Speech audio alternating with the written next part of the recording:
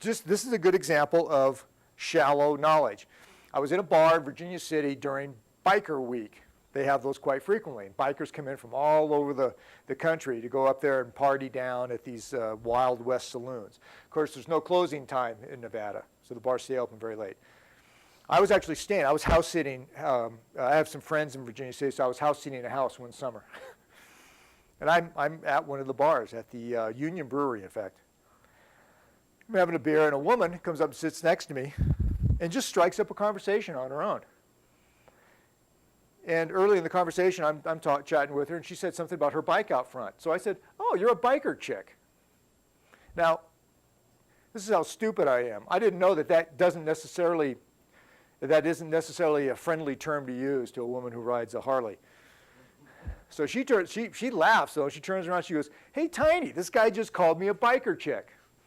And I turn around, and Tiny, of course, is 250, snarling, tattoos, tats all up and down his arms, big beard, the typical biker look, long hair. And Tiny looks at me, and his brow furrows. And this is really the Wild West up there. And there are fights up there all the time, and it would not have been a long fight. Right at the time that his brow furrows, I remember a phrase from the book Hell's Angels that Hunter Thompson had written.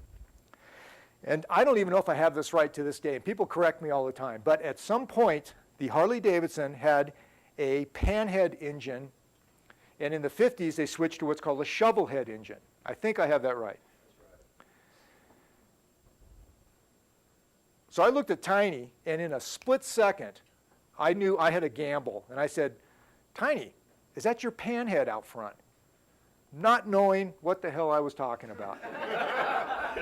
Tiny's face breaks into this big grin, puts this paw on my shoulder, literally lifts me out of the seat, says, "Come here, buddy," hauls me out front. He had the only Panhead out there. I mean, I could have said, "Is that your shovel head out there?" I would have been wrong, because he had a 40-year-old bike. And I had to stand there for half an hour with Tiny, still his big paw on my shoulder, thinking of other things to say about the bike. "That sure is shiny chrome, Tiny." "Yeah, blah, blah, blah." Now, as it turns out, I know a little bit about art and stuff. My friend Mark actually spent some time doing airbrushing bike gas tanks. And this guy had had the flames in the skull and stuff, so I knew a little bit about that.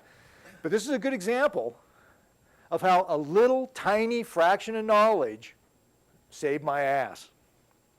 I use this all the time when I talk to people. If I go into a room and I don't know anything about the people there, I don't know anything about the business, I don't have a photographic memory, but I do. I am interested in the human race and in civilization enough that I can pull something up to just start it, and you don't need much.